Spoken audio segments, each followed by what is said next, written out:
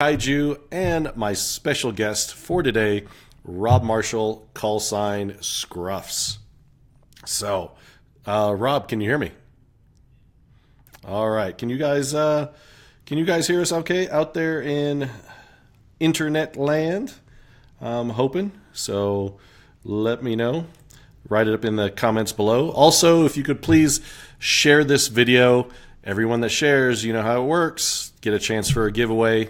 You win a prize if you share the video. But before we get into the meat of things, we're going to talk about, last week's winner of the Tech Mat is Alan Frew. Congratulations. I was supposed to have a Tech Mat. I forgot to grab it, so here it is, my Vanna White impression. Sorry about that. But Alan, we will touch base with you. Please send us your shipping address and everything, and we will get that sent out to you right away. So, events coming up this weekend. Let's see. Scruffs, can you give me another mic check real quick? Mic check. Come on, you could do better than that. Radio check. Radio check. I hear you. Hoping everybody hears Scruffs out there. So, events coming up this weekend. So, many of you are en route down to, I can't, sorry. I got to rewind.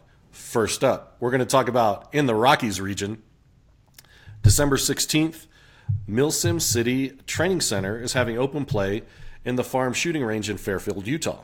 So, this might be the only time that Milsim City this month of December is going to be open, so make sure you get out there this weekend. If you're in the Rockies region, in Utah, get some pew-pew in. Travis and the guys are out there, are awesome dudes, and they'll take care of you.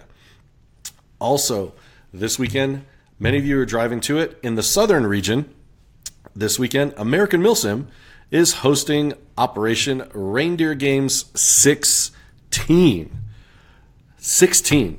times they've done reindeer games, and it's down in Fort Hood, Texas. We've got Nemesis Milsim driving down there, my BFF Woodcock. Me and Scruffs wish we could be there, right? Oh, yeah. Yeah, you're going to have to speak up, Rob. Come on, don't be shy. Oh, yeah. Is that better? Yeah, there we go. Sorry about that. All righty. So, also, future events in the Northeast region, December 23rd, Cousins Airsoft is hosting Op Frostfall in Calverton, New York. So if you're up in the New York area and Northeast region, be sure on heading on over there. And January 7th, back here in the Rockies region, JTAC Milsim is hosting Op Homefront at Kiowa Creek Airsoft here in Bennett, Colorado. Be sure to come out. I will be out there setting up the Valken tent, and we're going to have some good time supporting local and supporting JTAC here in the Rockies region. Then in the Pacific, January 23rd and 26th, myself, Valken Actual, our tech and producer Mason, and A-Train, our, I don't know, what do you call him, Mason, like our film guy? Our camera guy? That guy. He's Aquaman. Actually, he has to be Flash. He wanted to be Flash or Cyborg. I told him we'd debate about it. But yeah, Cyborg's pretty dope. We're going to be at SHOT Show in Las Vegas, January 23rd through the 26th. We'll be doing the Valken Core live show from there. We'll be doing the Valken Debrief live show from SHOT Show, because we're on a much limited budget, so I'm glad we're piggybacking on Valken Core budget during that week. And so hopefully we'll have be able to have some cool backdrops and stuff like that for you and tell you about all the new stuff that's coming out. In our southern region, February 3rd and 4th, you got two events. So the first is in Vicksburg, Mississippi. Third Coast Airsoft is hosting Op Bone Strike. So if you're in the Missouri area, sign up for TCA. They put on some good events. Sal and Sam over there do a good job. Also in the South, in Waxahachie, Texas, A lot of you folks have been, a lot of buzz on this one. Overwatch Tactics. My boy William Soto from Overwatch Tactics, him and his crew is going to be hosting Conquest of Avalon, and that's gonna be super awesome. Rob, have you been out to any Pew Pew events lately? No, the last one I went to was and the one in Alabama, the AMS Black Site. Oh, yes, you were at Black Site with rolling with Nemesis and Woody and Angry Canadian. And for those of you just joining us, welcome to episode 19 of the Valken Debrief here in the beautiful Colorado Ranch, where this episode has been brought to you by the Empire. If you haven't bought your tickets for Star Wars, we can no longer be friends. So we got Rob here today, and Rob is a player buddy of mine.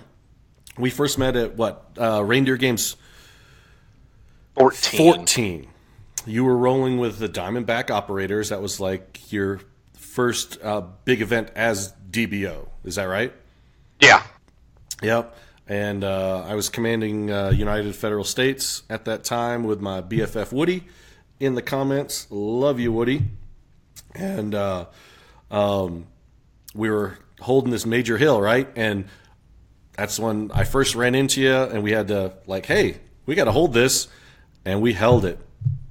Yep. I think, first day was all day. All day except Saturday. For last 5 minutes when we were pretty much black on ammo. So yeah, but we had. It took an epic day on that last battle. Yuck, Yuck was running not cost. It was CDF. He was running CDF, and that was an awesome time. So Scruffs, when was the first time you got into Airsoft? Oh man, I was bored one day, and I was in Germany when I was stationed in Germany, and I started looking at videos and just random videos of Airsoft, and of course I seen a video. I'm not going to say names, but it was a really cool looking video, and I was like, oh wow, I want to try to get into this, and then about 6 months before I PCS to Fort Bliss, Texas. I started buying my gear and having it shipped to a friend's house, and then it just went from there. I started playing local games, and then my first event was the first AMS Copperhead, and ever since then I've been hooked on it, and I just put my money into it, a lot of it. Oh, Germany. Hast du Stuttgart gewohnt? It was good. Stuttgart. You live in Stuttgart, right? Yeah, I lived in Stuttgart for 3 years. Oh, cool. And how much has your Airsoft collection grown so far? A little bit. I used to, usually what it was is, in the beginning, it was usually just, buy and sell to see what I really liked for gear-wise. And then once I found the plate carrier that I wanted, I just kept with it. Just kept it like that. I've got maybe 2 full sets of combat uniforms, 2 plate carriers, 2 guns. So nothing too crazy. Right. But you got your first guns in Germany? I bought them while I was in Germany, but I bought them off the internet, but it was, I had it sent to the US. It was sent to a friend's address. Oh, so gotcha. I didn't get to play until the second weekend I got back from the States, and I was super excited. Gotcha. Well, for those of us just joining us in episode 19, hey, we got a lot of international folks in here today from Ireland and across Europe. Thank you guys for joining, even though I know it's 11 p.m. late your time, and even Hong Kong. I know it's 5 a.m. or something like that in Hong Kong, really early. So appreciate you guys for joining us in the episode. Be sure to hit the share button. We're talking to Rob Marschall, call sign Scruffs, a good friend of mine, Airsoft player. And if you got any questions for him, please jot them down in the comments below. My boy Soto Overwatch Tactics in the house. Oh, Daniel's from Sweden. What's up, Daniel? That is awesome. That's pretty cool. Oh, my boy AJ Dobson. So a couple weekends ago, I was at Overwatch 4 down in Florida, where AJ was the CO for the Sovereign States. Well, I just found out that AJ is a fellow geek, and I love it that he does costuming. So if you go to the Facebook page Batman in Jax, JAX for Jacksonville, Florida. So he goes around cheering up kids in hospitals, dressed up as Batman. And his costume's pretty legit, I have to say. So that's pretty cool. Speaking of geekiness, Rob, what do you geek out with? I know you're a geek too, man. Oh, man. Games. A lot of games. I play a lot of PC games. Shoot. I mean, I love Star Wars. Who doesn't? A little bit of anime here and there, but not too much. Yeah, what PC games are you into now that you're playing? Right now, Rainbow Six Siege on PC. PlayerUnknown Battlegrounds. That's like everybody's been playing that. I think it just came out for Xbox One.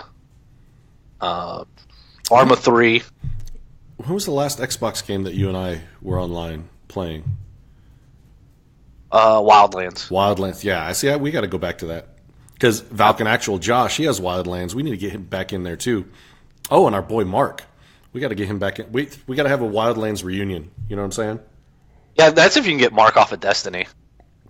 I know he's just grinding it out in Destiny 2. Yeah, I've been too. I have two Xbox Ones because like my wife plays too, and I don't like sharing. That's right. Yeah, I don't like sharing. It's on my wish list. What can I say? So, PUBG in the house. Aaron from Tap Airsoft. So, tell us a little bit about your background. All right, so let's see. I'm enlisted right now. I'm a sergeant in the Army. 88 Mike, nothing special. Truck driver. Hey man. Yeah, dude. As Woody says, the most squared away one, which is funny. But dude, I mean, his tanks couldn't get anywhere without the HET drivers. I'm just saying, or HEMET drivers.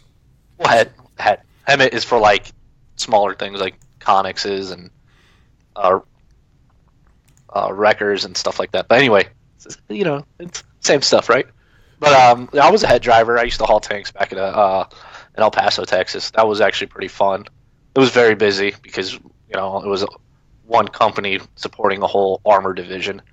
Been in for 10 years, almost 11. Haven't really progressed much because it's my own fault, I guess. But I'm also actually getting out, joining the civilian world, hopefully to grow a nice beard and live up to the name Scruffs. I totally get it. The moment I didn't have to shave, dude, this thing was gone. It was gone. Yeah. I think I posted a picture on Instagram of myself when I actually was on leave and I didn't have to shave for 30 days. Oh, wow. And I posted a picture of me and Kit with a beard, and even Woody didn't even he said he didn't even recognize me. So that was pretty funny. Oh, did you? Sorry, Woody. Do you remember when Woody had to when he was going through interviews and stuff like that, and he had to shave his face? Oh yeah, I was like, dude, that was so weird. It's because when you're so used to seeing somebody with like a certain look, and they change it drastically, like shaving a beard, cutting your hair a certain way, you don't recognize them. In November, no, not November, September, is where I'm at now. I'm in Georgia. We had that hurricane that came in. Tropical storm. Yeah, that tropical storm. Well, the whole post had to evacuate, so I went home, and one of my buddies who owns Milwaukee Airsoft, and he owns an airsoft field in Illinois, was at at the mall in his airsoft field. It's like in a mall, which is amazed me. Because I can't even talk. I was visiting my in-laws, and like I was like, oh, let me check this out. And then I walk up and I see a 416. I was like, oh, whoa, airsoft. And then I was looking around. And he's like, oh, hey, you gonna say hi to me? Well, he cut his hair like differently, and I was like, oh shit, I didn't I didn't recognize you. Didn't mean to swear. I'm sorry. So. Oh my goodness. No. But yeah, Woody. I can't believe Woody shaved. But hey, you got to do what you got to do. Yeah, you got to do. Oh yes, AJ. If I could only grow a beard. AJ sounds like the Tin Man right now. But yeah, it's just some Asians just can't grow a beard. I mean, I know, our boy Porn Stash Tim. Yeah, we have tried and tried and tried to get him to grow any kind of facial hair, and it just doesn't work. It just doesn't work. And pardon this announcement. Yes, my love, our son can play the Xbox One. So just got a message from her asking if my boy Spaz can play a little Xbox before I get home. Sure, why not? Got all your homework done? So, all right, guys, real quick before moving on, just wanted to let you know what we're giving away today. It is a Valken Tactical 36-inch double rifle case. It comes in black, OD, or tan. Everyone that shares gets a chance to win one of these bags. And right now we're about 20 viewers. If you can get that up to 50 viewers, all right, 50 viewers, and I got my producer Mason watching the viewer count. If we can share and get that up to 50 before we finish, I'll give away 2 of those bags, okay? So help us out. So the more viewers we get, more winners, all right? So Martin from Ireland says, done the beard thing, but had to go like losing a limb for a while. Yes. Once you have that beard and you have to chop it all off, it's like losing a limb. You don't know what to do with your life. It's kind of like Ricky Bobby from Talladega Nights. He has the hands. He's like, what do I do? I'm not sure what to do with these. So Pierre, wait, isn't it Pierre's birthday? Pierre Kane? Pierre, is it your birthday? Happy birthday, man. I think it's Pierre's birthday. I could have sworn it's Pierre's birthday. It is now. Yeah, it's Pierre's birthday. So, Ryan, I'm sorry you can't grow one either. That's a bummer. So, getting to our other topic, a nice little segue. Scruffs just told us about his military background. And so, what we're going to be talking about in the next few minutes is, does having a military background affect your airsoft experiences? Whether you're a player with a military background, or you're an event host with a mil background, or you own a shop or field or an airsoft, business. How does the military life affect the way you experience and look at airsoft today? So if you just joined us, please share the video. If we get up to 50 viewers, we'll give away 2 rifle bags.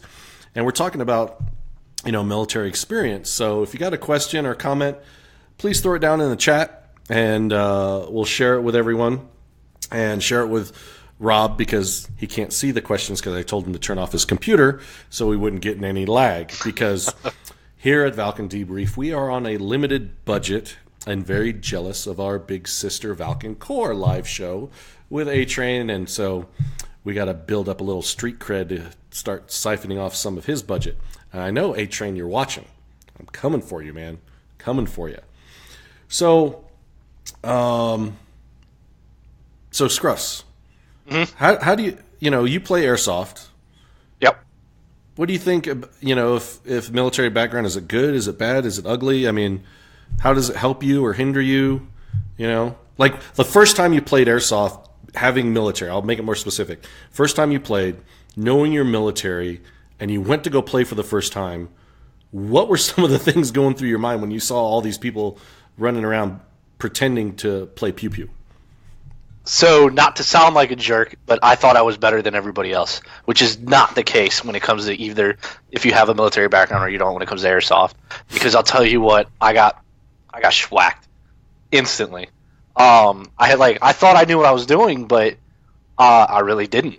Granted, I'm not infantry and I didn't have, all the cool training or anything like that, but I still had some training. But the thing is that like, it's a whole different thing. It's I'm trying to think of like the way to say it, but yeah, I definitely wasn't ready for it, and I thought I was better because like I was like, oh, I'm military, blah blah blah, and then seeing people run around with all this gear on, acting military, I was like, oh, that's kind of cool because I look back at it as when I was a kid, when I used to play Army or something like that. It's to me, it's the same thing. But now I do it, as a grown up, well, a kid grown up, I guess. And, but yeah, it's just, was, my first impression of it. And then, of course, I kept playing, so obviously I liked it. Of course. Yeah. Martin says he plays at a site in Ireland with the owner, where the owner of the site is in the military, and his CQB setup is set up as real-world training, which, makes it pretty cool. So that's an example of, military experience enhancing the experience. So, obviously you said you got schwacked pretty fast, because now do you think the tactics from a mil background translate one for one, or is there some kind of gaming to it, or what do you think there? Yes and no. When it comes to like tactics, some stuff you can throw out the window, and some stuff like you take with you. Like the formations, the tactical movements are definitely a key, especially in the mil sim type games. But other than that, though, like regular like room clearing tactics, I mean, you'd know, like yourself being military, like you could set an SOP, but it never really happens unless if you constantly train. And unfortunately, with going to these big events, you can't train with the people that are with you all the time. So that I believe that gets kind of thrown out the window. But you try your hardest. Like, hey, this is how we're going to go in, and hopefully that works. Yeah, real quick, I think you touched on two big things that it's very difficult for it to transfer over from military to airsoft. Is like there's one, you're going to see your opponents much sooner than you can. Yeah, a lot. Yeah, a lot sooner than would have. Which there's a gaming aspect to that, and the training aspect. It's not like we have training sessions or training built into the calendar every week with our airsoft team where we can drill this and this and this. Now there are some teams out there, like the Dire Wolves up north, that train regularly, but probably the average team, they don't get together to just train by themselves. Now I do know some teams like Tap Airsoft, they play every weekend, so they've learned each other's little idiosyncrasies and styles just from repetition alone, Oh yeah. When I was with I'm still with them with Devo, Diamondback Operators. Confident 2.5, we like a few months before we would set up training sessions at a weekend. We found in the middle of the desert, because that's where we lived, was in the middle of the desert, was like a 2-story little house that was, I don't know what built what, just abandoned, and it was like a brick square, and had a door, and that's we used it to practice room clearing, and then we used other like training techniques and that we've learned, a few of us learned through military background, And when we actually went to Copperhead that year, a lot of those room clearing techniques we did not use, except for a few things. But if you definitely can train with your team a lot, like doing like local skirmishes before a big event, I think that helps out a lot more. But then again, that's not really just the military aspect of it. That's just you trying to better yourself. Yeah. Being a player with a military background, what do you think, now that you're a little bit more experienced in Airsoft, but you're still going to games, what do you think is probably something that you struggle with when you go to a game now, having, this knowledge and this background and experience, dealing with Airsoft players that don't have a military background to rely on? I want to say like really like them like, oh, I've seen this thing in a movie, this is how it works, that's probably the only thing that really gets me, because you got to understand that, like, I understand like it's there's a lot of younger kids that play and look up to the military, and they of course they want to be it, and that's why a lot of people play Airsoft. And I think they're there to learn, but I can't really say what really bothers me. I don't think really much does. So I would say for me is communication. Aaron mentioned that. Hey, Corey from Nemesis, he's down there at Fort Hood. What's up, Corey? Thanks for joining. Miss you, Corey. Yes, we both miss you. Aaron says communication is key, for a team, and I think, Woody can probably attest to this as well. Is you get a lot of the younger players that finally come up to the first MilSim event, and they don't even show up with radios, and they don't understand the size of the area or how important having a radio is, because they're used to being able to yell and communicate with their team. And I think that's probably for me one of the most frustrating things is you get a kid. I say kid because I'm older. Everyone younger than me I call a kid.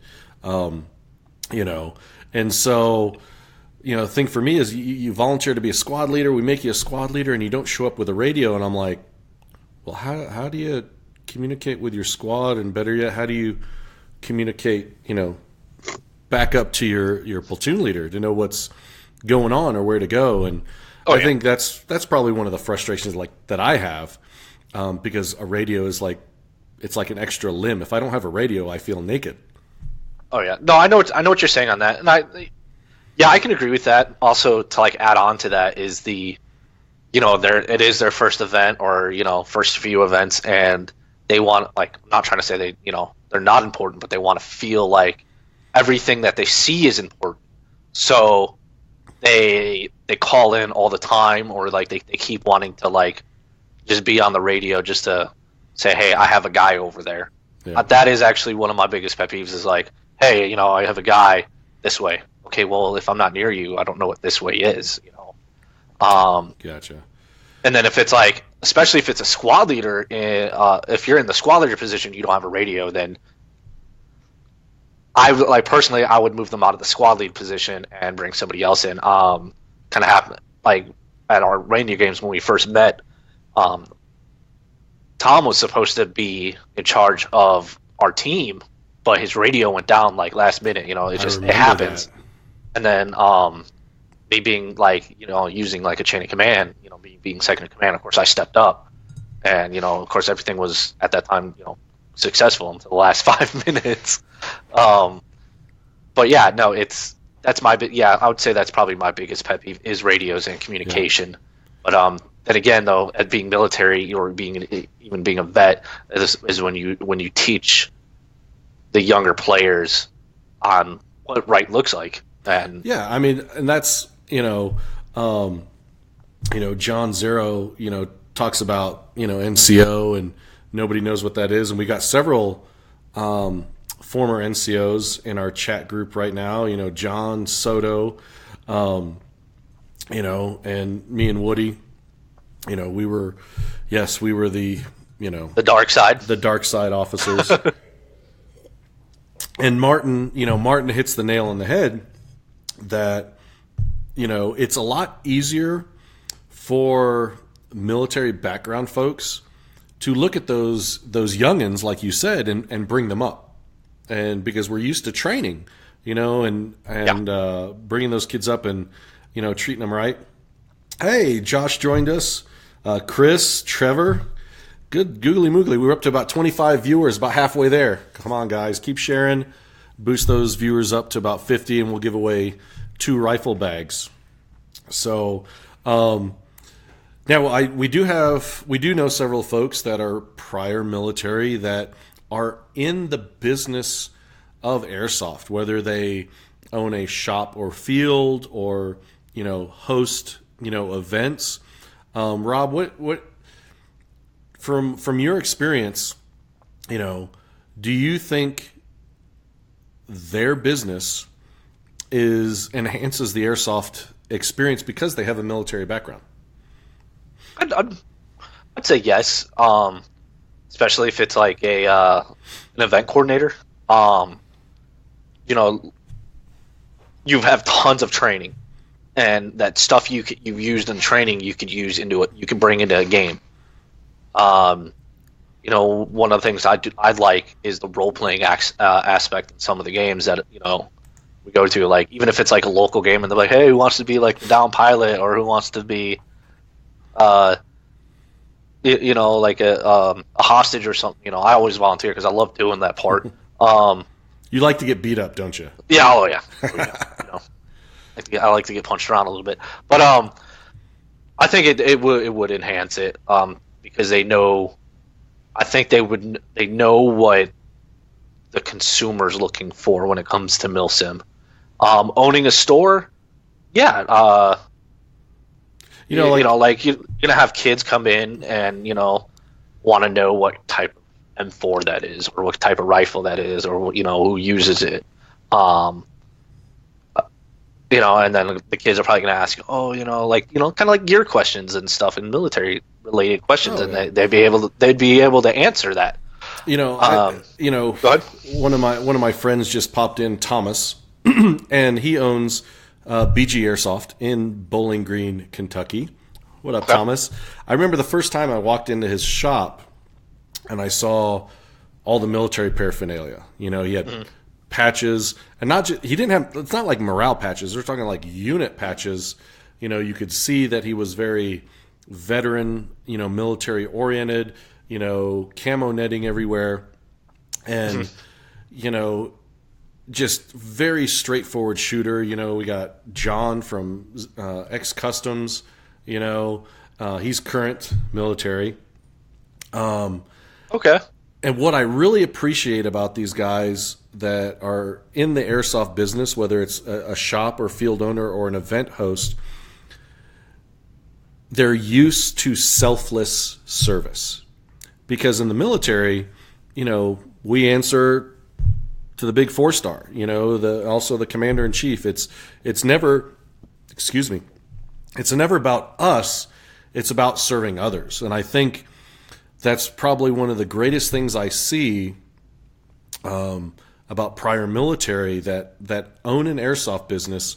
It's the common sense test that they're used to serving someone else, and so their customer service, I think, is very, very good. Oh yeah, I definitely agree with that one. So, guys, we're about at the end of that time. Rob, thank you so much for thank you for having me. Oh yeah, it was awesome. I know you're off in the southern region over there in Georgia. I apologize for missing you when I came through my road trip. I will not make that mistake again. For all of you that have been watching today, thank you very much. Please share the video, hit that share button, and one of you is going to walk away and we're going to send you a 36-inch double rifle soft case for your pew pew guns. Again, we're coming to you live from the Colorado Ranch in beautiful, snowy Colorado. We'll see you guys next week on the next episode of the Valken Debrief.